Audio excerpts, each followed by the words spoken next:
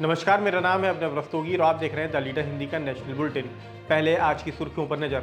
Supreme court ने शर्तों के साथ में केजरीवाल को दी अंतरिम जमानत। एक मंच से गरजे राहुल गांधी और अखिलेश यादव, बोले कानपुर को बनाएंगे कामपुर। महिला आयोग की अध्यक्ष की टीएमसी चुनाव आयोग से करेगी शिकायत। महिला पहलवान यौन शोषण मामले में ब्रजभूषण शरण सिंह पर आरोप तय।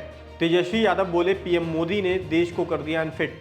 हरियाणा के सीएम बोले विश्वास मत जीतने में कामयाब होगी सरकार। वोटर टर्नआउट में हेरफेर के आरोप पर खड़गे को चुनाव आयोग की नसीहत। केदारनाथ और यमुनोत्री धाम के कपाट खुले, 4 धाम यात्रा प्रारंभ। एयर इंडिया एक्सप्रेस की 75 उड़ानें रद्द, संडे तक स्थिति होगी समान। अब खबरें विस्तार से। सुप्रीम कोर्ट ने शर्तों के साथ में केजरीवाल को दी अंतरिम जमानत। दिल्ली आबकारी नीति मामले में सुप्रीम कोर्ट ने शुक्रवार को आम आदमी पार्टी के नेता और दिल्ली के मुख्यमंत्री अरविंद केजरीवाल को कुछ शर्तों के साथ 1 जून तक अंतरिम जमानत दे दी है। अदालत ने उन्हें 2 जून को सरेंडर करने के लिए कहा है। अरविंद केजरीवाल के वकील कोर्ट का ऑर्डर लेकर रिहाई के लिए तिहाड़ जेल पहुंच गए हैं। अरविंद केजरीवाल के चुनाव प्रचार से आपको कितना फायदा होगा, यह तो 4 जून को ही पता चल पाएगा। एक मन से गरजे राहुल और अखिलेश, बोले कानपुर को बनाएंगे कामपुर। इंडिया गठबंधन की ओर से शुक्रवार को कानपुर में चुनावी जनसभा आयोजित की गई। इसमें कांग्रेस के पूर्व अध्यक्ष राहुल गांधी और सपा के राष्ट्रीय अध्यक्ष अखिलेश यादव एक मंच से भाजपा पर गरजे। अखिलेश यादव ने कहा कि कानपुर को कामपुर बनाना हमारा लक्ष्य है। वहीं राहुल गांधी ने कहा कि कानपुर को मैनचेस्टर कहा जाता था। कानपुर वालों में बहुत क्षमता है। मेड इन कानपुर के सामने मेड इन चाइना नहीं टिक सकता। गठबंधन सरकार बनी तो कानपुर को फिर से मैनचेस्टर बनाएंगे। तेजस्वी यादव बोले पीएम मोदी ने देश को कर दिया अनफिट। राष्ट्रीय जनता दल के नेता तेजस्वी यादव ने कहा कि पीएम मोदी को 10 साल मौका मिला, पर उन्होंने देश को अनफिट कर दिया। देश तभी फिट हो सकता है जब देश को गरीबी, महंगाई और बेरोजगारी से मुक्ति मिले। हर किसी के पास काम हो, यही असली मुद्दा है।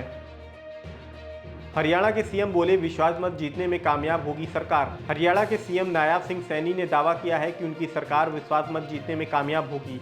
कांग्रेस लोगों को गुमराह करने की कोशिश कर रही है।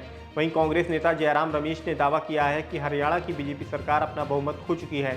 बता दें कि 3 निर्दलीय विधायकों ने सरकार से अपना समर्थन वापस ले लिया है। इससे हरियाणा सरकार का बहुमत संकट में है। वोटर टर्नआउट में हेरफेर के आरोप पर खड़गे को चुनाव आयोग की नसीहत। लोकसभा चुनाव के पहले, दूसरे और तीसरे फेज की वोटिंग हो चुकी है। तीनों फेज में पिछले चुनावों के मुकाबले कम वोटिंग हुई है। वहीं चुनाव आयोग ने वोटिंग डेटा भी देरी से जारी किया। इसे लेकर कांग्रेस के अध्यक्ष मल्लिकार्जुन खड़गे ने इंडिया अलायंस के नेताओं को चिट्ठी लिखी थी। अब चुनाव आयोग ने इस पर आपत्ति जताते हुए खड़गे को सोच समझकर बोलने की नसीहत दी है। चुनाव आयोग ने खड़गे से कहा कि उनका बयान निष्पक्ष लोकसभा चुनाव में बाधा डाल सकता है, लिहाजा उन्हें ऐसे गैर जिम्मेदाराना बयान नहीं देने चाहिए। केदारनाथ और यमुनोत्री धाम के कपाट खुले, 4 धाम यात्रा प्रारंभ। केदारनाथ और यमुनोत्री के कपाट 6 माह बंद रहने के बाद शुक्रवार को अक्षय तृतीया के पर्व पर श्रद्धालुओं के लिए खोल दिए गए। इसी के साथ इस साल की 4 धाम यात्रा प्रारंभ हो गई। इस दौरान बड़ी संख्या में श्रद्धालु मौजूद रहे। उत्तराखंड के मुख्यमंत्री पुष्कर सिंह धामी भी अपनी पत्नी गीता के साथ केदारनाथ के द्वार खोले जाने की प्रक्रिया के साक्षी बने। एयर इंडिया एक्सप्रेस की 75 उड़ानें रद्द, संडे तक स्थिति होगी समान। एयर इंडिया एक्सप्रेस ने चालक दल की कमी के कारण शुक्रवार को करीब 75 उड़ानें रद्द कर दी। अधिकारियों ने रविवार तक परिचालन समान होने की उम्मीद जताई है। मंगलवार रात से चालक दल के सदस्यों की एक वर्ग की अचानक छुट्टी पर चले जाने से एयर इंडिया एक्सप्रेस को 170 से अधिक उड़ानें रद्द करनी पड़ी थी। गुरुवार को प्रबंधन की ओर से अचानक छुट्टी पर गए केबिन क्रू के 25 सदस्यों को टर्मिनेशन लेटर जारी कर दिया गया था, जिसे बाद में समझौता होने के बाद वापस ले लिया गया। महिला आयोग की अध्यक्ष की टीएमसी चुनाव आयोग से करेगी शिकायत। संदेश खाली को लेकर हुए स्टिंग ऑपरेशन का वीडियो सामने आने के बाद से ही टीएमसी भाजपा पर हमलावर है। दरअसल स्टिंग ऑपरेशन में एक कथित भाजपा नेता ने दावा किया है कि संदेश खाली के पीछे भाजपा नेता शुभेंदु अधिकारी हैं।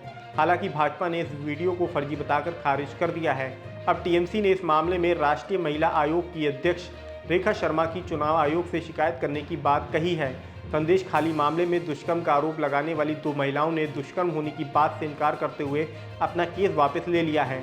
टीएमसी नेता शशि पांजा का आरोप है कि एक महिला ने बताया कि दिल्ली से आई रेखा शर्मा नाम की एक महिला ने उसे दुष्कर्म की बात लिखने को मजबूर किया था।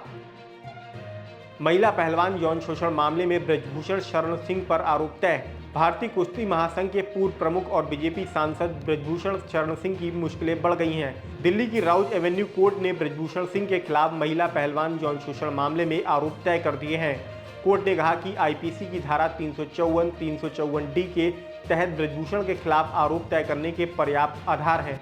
कोर्ट ने 2 पीड़ितों के संबंध में आईपीसी की धारा 506(1) के तहत भी आरोप तय किए हैं। जबकि एक मामले में उन्हें बरी कर दिया गया है। फिलहाल आज के नेशनल बुलेटिन में इतना ही। देश दुनिया से जुड़ी ऐसी ही अन्य अपडेट्स पाने के लिए द लीडर हिंदी को सब्सक्राइब करना बिल्कुल न भूलें।